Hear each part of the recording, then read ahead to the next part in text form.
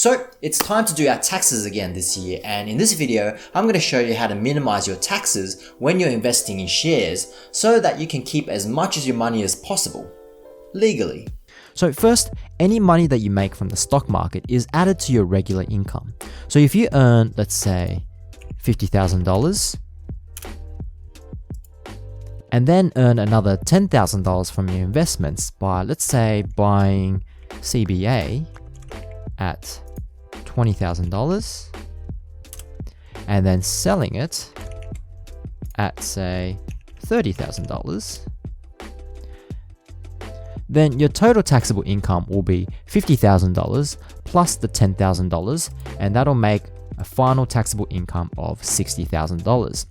So then your tax bill, according to the ATO tax tables, will be around $11,000. And I've just put in a formula there that will automatically work that out. Pretty simple. Except that it's not, because there are so many rules and concessions that actually let us keep more money for ourselves. So let's go through each of them. But before I begin, I just need to clarify that I'm not a tax specialist and this is not tax advice and should not be relied on as such. You should always seek professional tax accountant advice tailored to your own situation, and this is just for general informational purposes only. Okay, so now that that's out of the way, let's make it clear that as a share investor, you are only taxed on the gains that you make after you sell a share. You can't claim the cost of buying and selling shares itself as a tax deduction. That is reserved for share traders only, who generally day trade shares as a business activity under an ABN. So now, to minimize taxes as a share investor, first we need to know about the capital gains tax discount, which lets us halve our tax bill on the profit on our shares if we held on to them for longer than 1 year. So let's go back to our example of $50,000 earned from our regular job plus our $10,000 earned from the stock market. Now, if the shares that we held were sold after holding them for longer than 12 months, then we can tell this spreadsheet here about it just by ticking this box here. So now you can see that our taxable income has now halved to $5,000, and that means our total taxable income is now just $55,000 instead of the $60,000 from before. So now, according to our ATO tax tables, our tax bill will only be $9,400, which is a saving of around $1,500, which then you can go and buy, let's say, 15 more Afterpay shares. Now we can go a step further and organize our share selling into multiple packets and sell them by the first in, first out principle. So for example, if we go and buy CBA shares again at, let's say, $10,000, let's get rid of that one, and then 6 months later we buy, let's say, another $10,000 worth of shares to maybe try and dollar cost average down or something. Then another 6 months later we sell $15,000 worth of shares. So now, by the first in, first out principle, the $15,000 of shares that we sold were from the first $10,000 that we bought 12 months ago.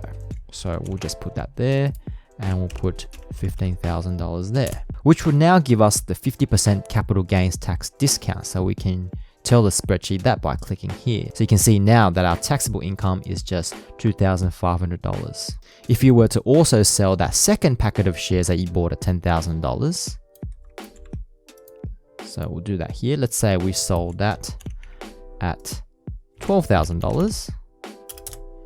Then we wouldn't be able to tick this box and we will have to take the full taxable gain of $2,000 there. There's also the first in, last out method, which does the opposite, where the $15,000 worth of shares that we sold was actually the $10,000 worth of shares that we bought just 6 months ago, which then doesn't trigger the capital gains tax discount. You might wonder, now why on earth would we want to do that? Well, the answer is that if your regular income is much lower than expected, perhaps near the tax-free threshold, then the discount wouldn't really matter to you since you're paying so little tax anyway, and you want to save your 12 months discount trigger for the next financial year when you're expecting a lot more income, for example. So in this case, let's say we only earned $20,000 from our regular job, And then we don't want to take the capital gains tax discount this time, so we would uncheck this box. So you can see that now our taxable gain is back to $5,000 and our total taxable income is $25,000, giving us a tax bill of almost $1,300. If we were to take it, then our tax bill would be $800. So it's not much of a difference. Whereas if I had, say, a $50,000 income, then ticking and unticking this box is a much bigger difference. You can see a difference of around $800 there. There's actually plenty of methods to choose from, and the service that I use to work out the best method to minimize my tax is ShareSite. It'll be able to provide you with the results of each method, so be sure to check out this platform for free, or use my link below for 4 months off an annual subscription. Now, the second strategy is dividend franking. Let me give you 2 scenarios and see which one you prefer. So in this second field here, I'll check dividend income. And let's say we got some dividends from CBA. And let's say we get a dividend yield of $5 with 0% franking. Or we get a dividend of $4 with 100% franking. Which one do you prefer? Well, if you're on a regular income from your job, the 100% franking will almost always be better because the company tax rate of 30% is already paid for you, which makes the 4% more like 5.7% at 0% franking.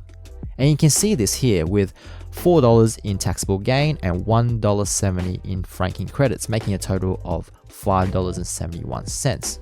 Whereas the $5 at 0 franking would just be $5 gain for you. So if given the choice, I would almost always go for a stock that pays dividends at 100% franking. Dividend franking is also already reported to the ATO as well, so that information is generally pre-filled for you at tax time, which makes things easier if you're doing it yourself.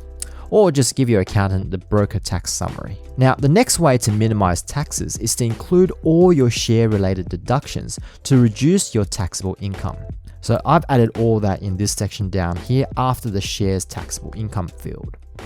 So this can include things like the broker fees for every trade that you make. That's actually up here where I can put, say, for self-wealth, I would pay $9.50 per trade there, and also $9.50 when I buy the share itself as well. And you can see that the taxable gain automatically deducts. You can also put in any premium broker account charges in the field down here, as well as some stock subscription fees to things like Motley Fool or any other stock picking services that you might be subscribed to. Don't forget to add things like portfolio tracking services like ShareSite. You can deduct your cost here as well, and any investment seminars that you might attend, or even the home internet that you pay for can be proportioned to the amount that you use to make the investments. So go through all the fees that you've paid throughout the year and use them to deduct as much as possible to minimize your final tax bill. What I like to do is to just keep adding up the figures here. So for example, if I'm charged $10 a month, I would just update that for every year, or I might just go 120 in one whack like that. For ShareSite, I might say I've paid $100 for that, and internet cost, I might proportion that to be around $20 a month, times 12 would be $240 a month. And now you can see that our total shares taxable income has deducted from our shares taxable income up here. The last thing to note now is that if you're anything like me and you diversify your portfolio with some US stocks, then they are going to be treated pretty much the same way in terms of paying your taxes on them, except for the currency conversion at the end, which just adds a final layer of complexity to your tax return. So let's say you're keen on Elon Musk's company and decide to buy $1,000 worth of Tesla stock. So we can do that here by typing in its code, and let's say we'll put in $1,000. And then 6 months later, you get tired of his constant Twitter tweets about crypto and the stock isn't really doing anything for you. So you sell it again at, say, exactly $1,000. Netting you exactly a total of $0. Very exciting. But from a tax perspective, your net gain in US dollars was $0, but your net gain in Aussie dollars might be different. And to work that out, you need to convert your AUD to USD on the day of purchase. So let's just say for example, that our $1,000 in USD was actually worth 1,300 in AUD at the time. And when you sold the share, that your $1,000 in USD was actually worth $1,330.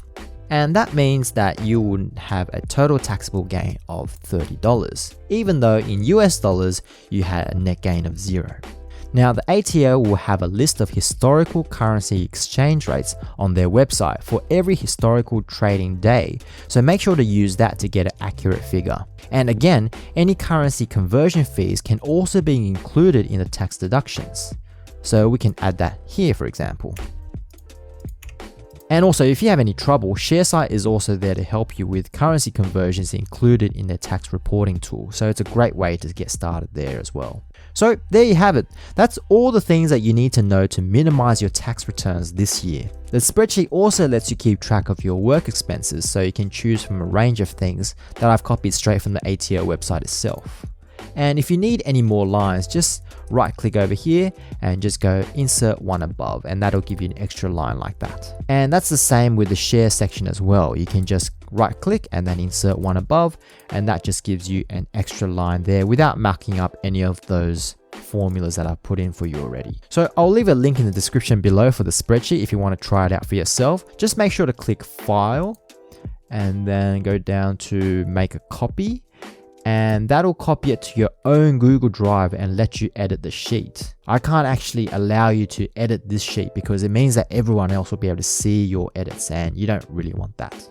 So make sure to do the file and make a copy to add it to your own drive. I'll also put the link to get started with ShareSite, which is going to be your best friend when deciding the best method to minimize taxes. Remember that all these rules only apply to the share investor who trade under a tax file number, and a different set of rules apply for the share trader who trades shares as part of a business activity under an ABN. But because that's pretty much in the minority and most people trade under individual accounts, I'll probably try and cover that in another video. So until then, thanks for watching guys. I hope this was useful to you, and as always, I'll see you in the next video.